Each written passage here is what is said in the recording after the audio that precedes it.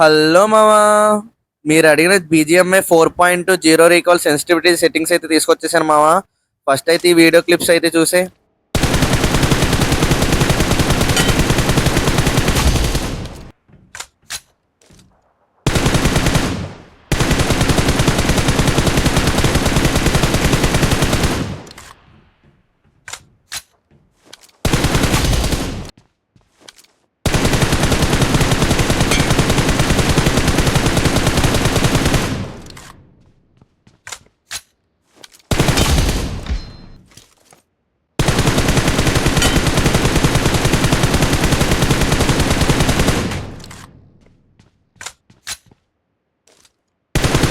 Vehicle is smoke.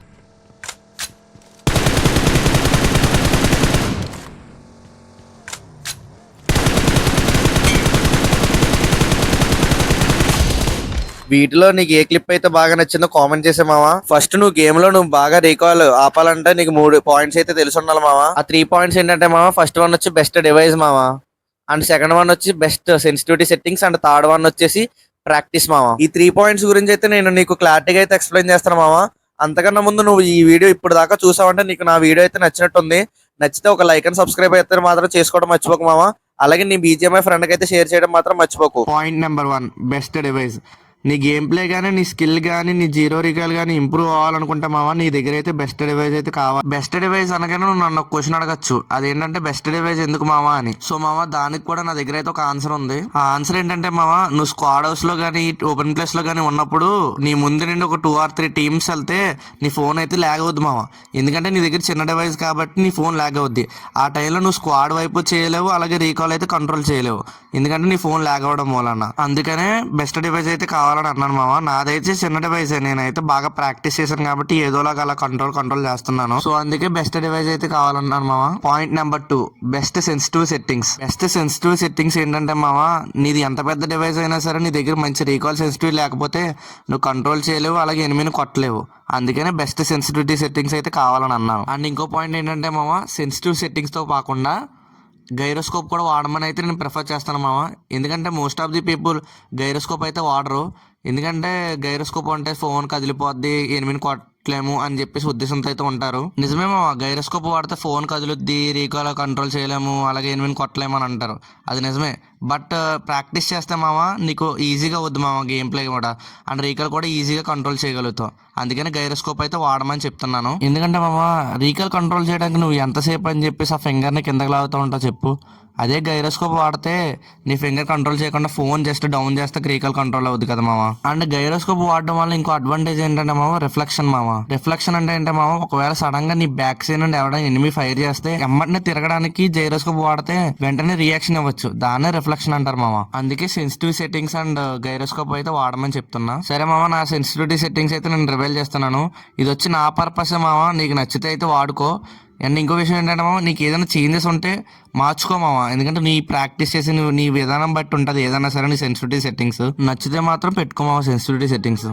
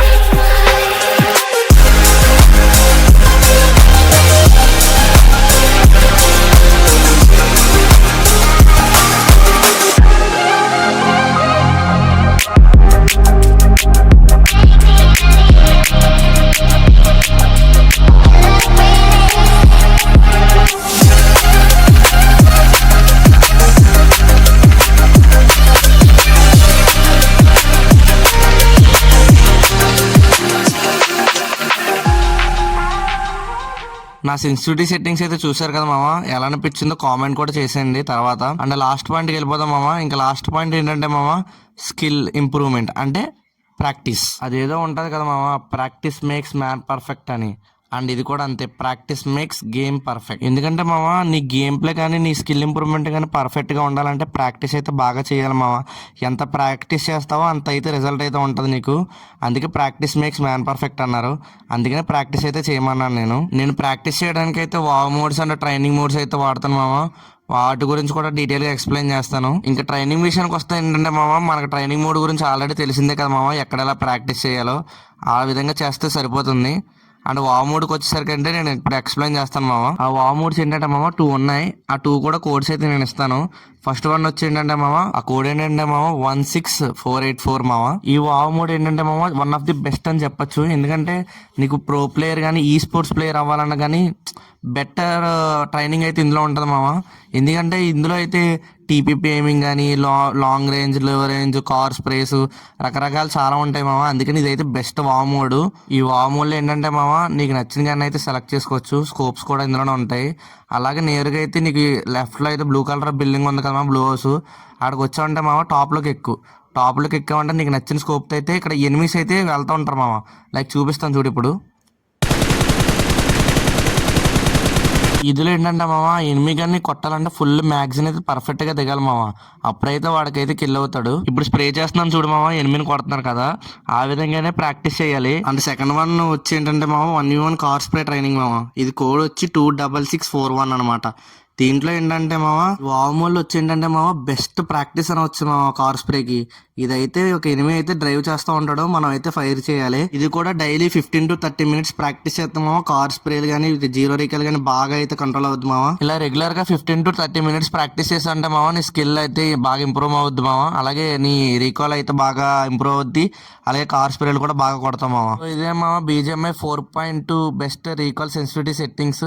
And ఈ settings 4.2 ఒకటే కాదు మామ, బాగా ఉపయోగపడుతుంది నువ్వు జాగ్రత్తగా వాడుకుంటే.